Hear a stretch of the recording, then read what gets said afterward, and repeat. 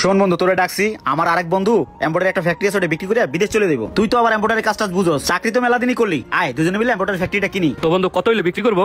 ওর ফ্যাক্টরিটা running worker আছে, 2টা running machine আছে, রানিং প্রোডাকশন বেরোয়। 20 লাখ টাকা হলে বেচে দিব। বন্ধু পার্টনার হতে গেলে তো মিনিমাম 10 লক্ষ টাকা লাগবে, এত টাকা তো আমার কাছে নাই। কি যে কস! আরে বন্ধু, তুই আমার ছোটবেলার বন্ধু, তোরা তো বাইকটার আছে, তুই চালাতে পারবি। তুই যা পারিস দিস, আগে দুজন মিলে আমার ফ্যাক্টরিটা নেই। তুই শ্রম দিবি, আমি টাকা দেবো, সমস্যা কি? বন্ধু আমার কাছে মাত্র 2 লাখ টাকা আছে।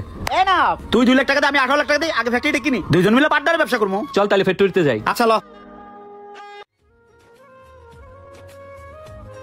বন্ধু ফ্যাক্টরিটা কিনা আমাদের লাভই হয়েছে, আশা করি লস খাবো না। মেশিনগুলো একদম নতুন, রানিং প্রোডাকশন। হ্যাঁ বন্ধু। বন্ধু, এত লাখ টাকা ইনভেস্ট করে আমরা যেভাবে ব্যবসা করতেছি, এরকম ব্যবসা করলে উন্নতি করতে পারবো না। পেটে থাকা লাগবো। কি করা যায় কদি?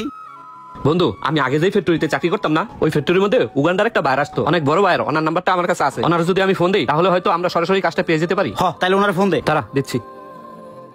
হ্যালো, আসসালামু আলাইকুম স্যার। স্যার, অনেক বড় ফ্লোর, আমরা যদি বড় কোনো কাজ পাই তাহলে মেশিন আরো বাড়াবো। এই যে মেশিনগুলো দেখতেছেন সরাসরি চায়না থেকে আনা। স্যার, পুরো ফ্লোর তো ভিজিট করলেন, এখন আমরা কি কাজটা পাবো? মিস্টার মুন্না, আমি আপনার ফ্যাক্টরিটা ফুল ভিজিট করেছি। মেশিনগুলো তো একদম নিউ। বাই দ্য ওয়ে, আমার শিপমেন্টগুলো তো অনেক বড় বড়। আপনি কি কাজটা কমপ্লিট করতে পারবেন?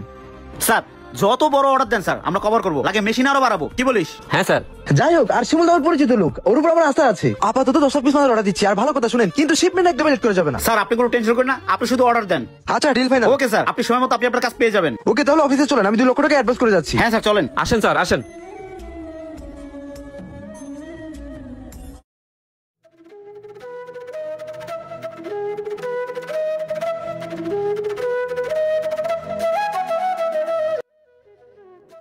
এই সবকিছু ঠিক আছে তো না?